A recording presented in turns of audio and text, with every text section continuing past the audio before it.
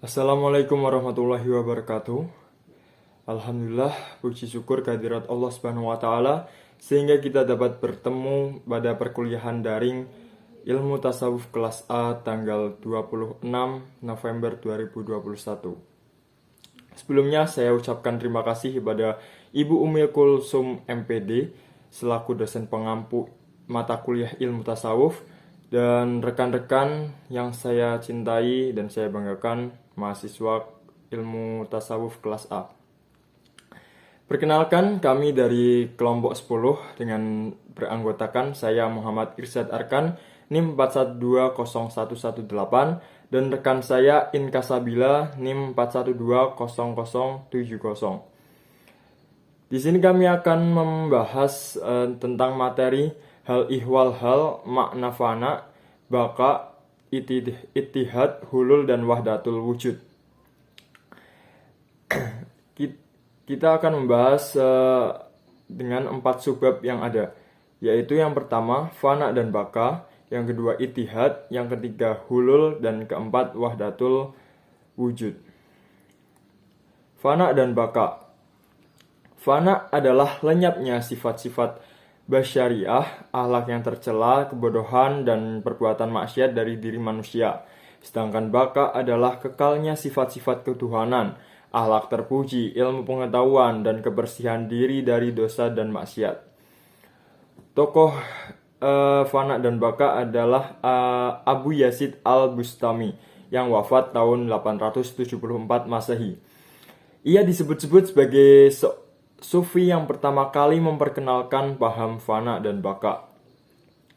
Kemudian pandangan dalam Islam. Paham fana dan baka yang ditunjukkan untuk mencapai ittihad itu dipandang oleh Sufi sebagai sejarah dengan konsep liqa al-Rabi, menemui Tuhan. Fana dan baka merupakan jalan menuju berjumpa dengan Tuhan.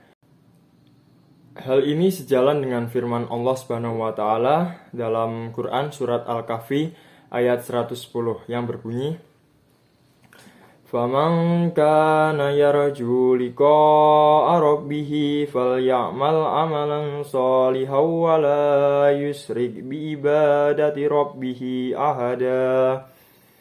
Artinya, barang siapa yang mengharapkan perjumpaan dengan Tuhannya, maka hendaknya ia mengerjakan amal yang soleh, dan janganlah ia mempersekutukan seorang pun dalam beribadah kepadanya. Surat Al-Kahfi surat ke-18 ayat 110. Kemudian sebab yang kedua ada ittihad. Pengertian dari ittihad adalah apabila seorang sufi telah berada dalam keadaan fana, maka pada saat itu ia telah dapat menyatu dengan Tuhan, sehingga wujudiahnya kekal atau al-baka. Di dalam perpaduan itu, ia menemukan hakikat jati dirinya sebagai manusia yang berasal dari Tuhan. Itulah yang dimaksud dengan ittihad. Tokoh yang perkenalkan atau penyebar faham ittihad adalah Abu Yazid al-Bustami. Kemudian pandangan dalam Islam. Paham ittihad ini juga dapat dipahami dari keadaan ketika Nabi Musa ingin melihat Allah Subhanahu wa taala. Nabi Musa alaihissalam berkata, "Ya Tuhan, bagaimana supaya aku sampai kepadamu?" Tuhan berfirman, "Tinggallah dirimu atau lenyapkanlah dirimu, baru kamu kemari atau bersatu." Ayat dan riwayat tersebut memberi petunjuk bahwa Allah Subhanahu wa taala telah memberi peluang kepada manusia untuk bersatu dengan Tuhan secara rohaniyah atau batiniah. Yang caranya antara lain dengan beramal soleh dan beribadah semata-mata karena Allah, menghilangkan sifat-sifat dan akhlak yang buruk, menghilangkan kesadaran sebagai manusia, meninggalkan dosa dan maksiat, dan kemudian menghias diri dengan sifat-sifat Allah, yang kesemuanya ini tercakap dengan konsep fana dan baka. Kemudian materi selanjutnya akan dijelaskan oleh rekan saya, Mbak Inka Sabila. Silahkan. Untuk poin selanjutnya yaitu hulul. Al-hulul dapat dikatakan sebagai suatu tahap di mana manusia dan Tuhan menyatu secara rohaniyah.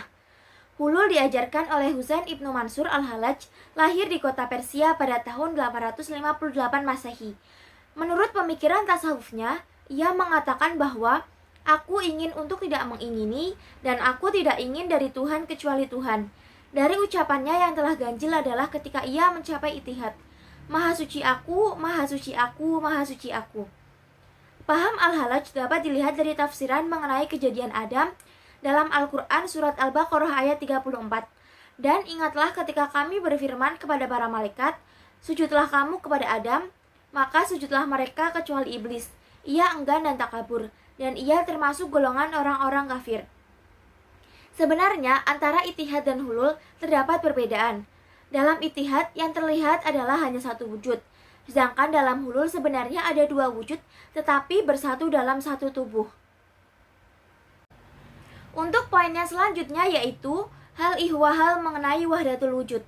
Wahdat al-wujud adalah ungkapan yang terdiri dari dua kata, yaitu wahdat dan al-wujud.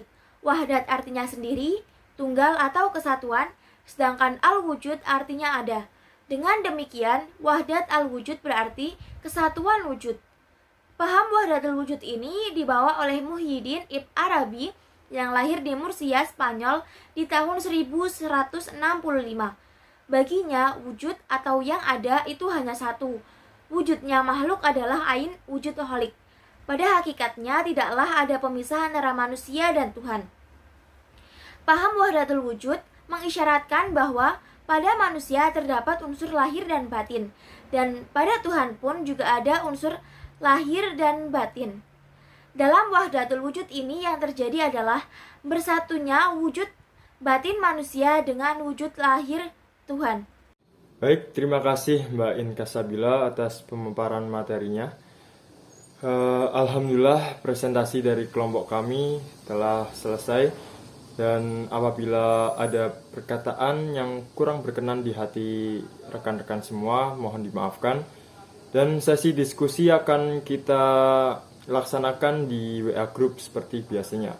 Kami dari kelompok 10 mengucapkan terima kasih atas perhatiannya. Wassalamualaikum warahmatullahi wabarakatuh.